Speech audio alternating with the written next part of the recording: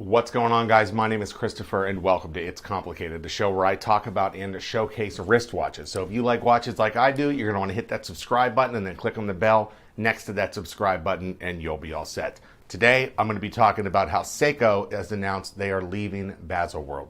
Here we go.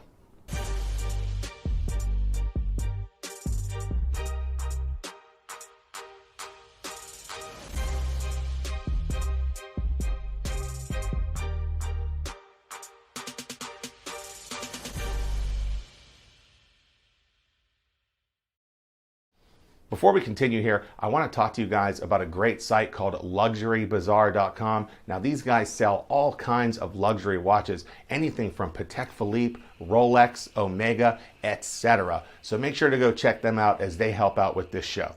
So Seiko has announced that they will not be attending Baselworld 2020, and it's pretty likely that they won't be attending any Baselworlds after that. Now, Seiko has been attending Baselworld in Switzerland since 1986.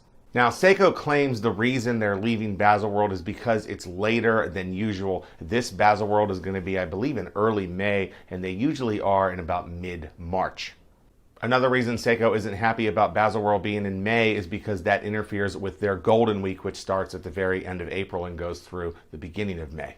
Seiko is claiming their watchmakers aren't happy about that at all. Now, that's pretty big news, Seiko opting out of Baselworld, especially after last year with Swatch Group leaving Baselworld. That's really making some limited brands available to look at Baselworld. So what is Seiko going to do instead of Baselworld? Well, they're going to host their own thing called the Grand Seiko Summit, and that is going to be in Tokyo from March 15th through March 20th. And I'm sure we're going to get to see some cool new watches then. Someone from Seiko also came out and claimed that they don't feel like they're treated quite as good as the other Swiss brands at Baselworld, putting them on the second floor where brands like Patek Philippe and Rolex stay on the first floor of Baselworld. Now, you guys probably remember last year when Swatch Group opted out of Baselworld, a lot of people thought that was the beginning of the end of Baselworld. And now that Seiko is leaving Baselworld, you could maybe see that happening.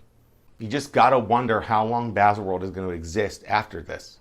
I've read many complaints about Baselworld being the hotel rooms being outrageously priced, taxi rides being outrageously priced, and even food at restaurants going way up during Baselworld. Now, I understand what Seiko is saying on paper of why they're not going to be at Baselworld 2020 and on. However, you gotta wonder if it's just because they're going to save so much money and they can have their own little show, that Seiko Grand Summit. So I read about Seiko leaving Baselworld today and I figured I would just make this video, and I'm curious, what do you guys think? How many years do you think Baselworld is still going to be around after Seiko leaving, after Swatch Group leaving?